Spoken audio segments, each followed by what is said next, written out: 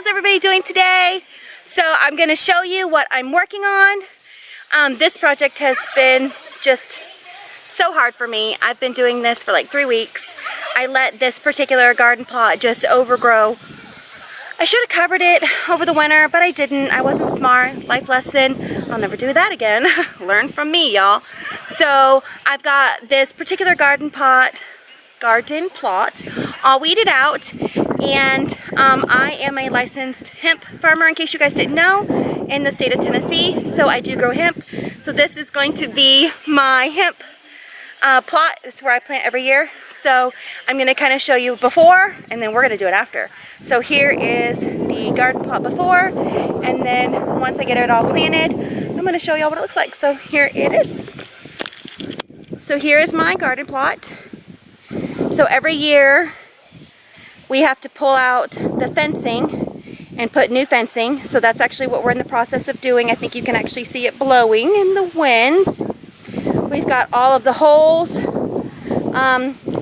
done out.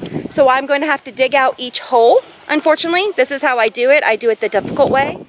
So I'll dig out the hole, and then we've got all of this compost, this mushroom compost, and that is what I will put like back into the hole, and then I'll put a plant on top of it, and then I will fill it in with compost, and then whatever dirt is left from me digging out of the hole, I'll actually put that on the very top. So the plant goes into this really awesome, you know, fantastic mushroom compost. I grow in it every year. This is actually what we put in our greenhouse also. So yeah, so this is the garden plot, giving y'all a shot of the before, because I always do like shots during its growing, but people don't always see, you know, what exactly I'm doing. I do have an irrigation system. We just run a hose. The hose actually hooks right to there. And then I've got these irrigation systems. This pops up and it will shoot the water out for above watering. And then of course we kept the the drip water hooked up from last year. So once the plants start to produce a flower, then, or the bud, we do not want to water from up top anymore, because it will hold a lot of that moisture in, so we don't want to do that. So that's when we go ahead and switch to the ground watering. And I'll stake these in. They are staked over each hole, but unfortunately, just with all of the weeding and everything, it hasn't, you know, some of them moved. So here's the before shot, and then I will show y'all once we have it all planted. So this is going to be my hemp field, y'all. All right, abracadabra. Let's go to the next section when it's all planted and beautiful. You guys ready for it? Here we go. 1, 2, 3. All right, guys. So as promised, I am going to show you what the field looks like now that I've planted it. Now, unfortunately, I'm telling you, this season has just been so tough for me for growing. Like, things are just not going right. So I get all the plants planted. My husband helped me. And y'all, we have a great Pyrenees. She got in here and like trampled so many plants. So I didn't want them to have too much issues with like, you know, transplant shock, because I just put them to the ground, of course.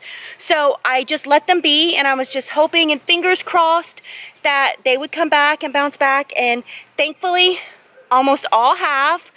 But here's what it looks like, and I'm going to explain to you what I still have to do to get this going and to kind of finish this up. But here we go. Okay, so here's the hemp field, and you guys of course had seen it when it was completely bare.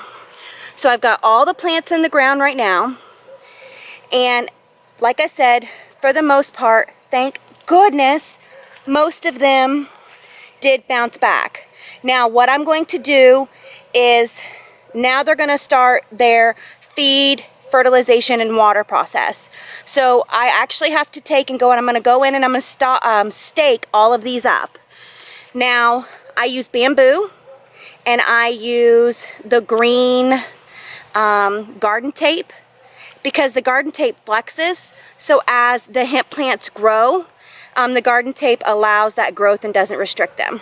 So they're going to get bambooed up, and that way, because we do have some storms, I do plant them close together.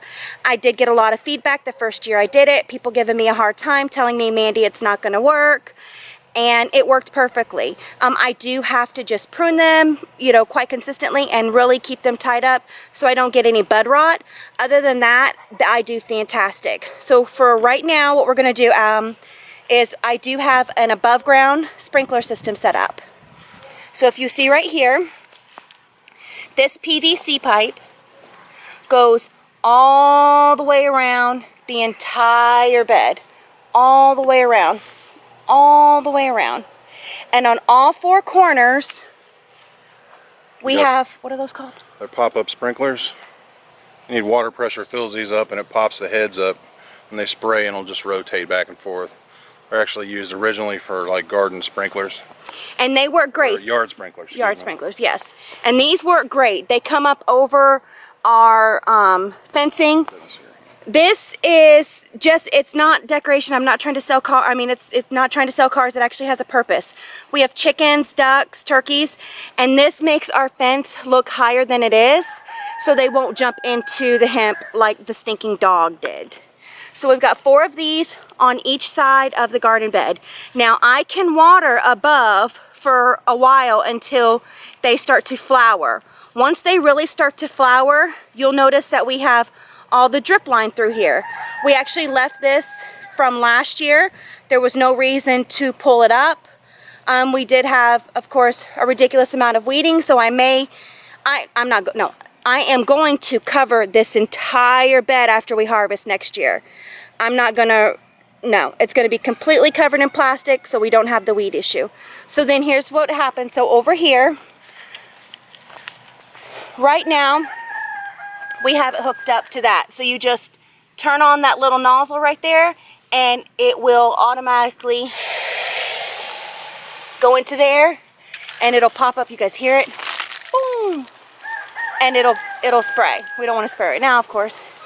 So then what we're gonna do is, once I'm done with the above, we literally move this hose to this. And it's all installed, and then that is attached to the drip line, which will then water from the ground. So this, ladies and gentlemen, is my hemp field setup. My irrigation, my holes, the woven fabric really works phenomenal to keep out weeds, so it's great for weed control. So that's it. I can't wait to shoot more videos and show you the progression of the field. Hopefully everything goes wonderful now. I think there is 99 plants in this particular field.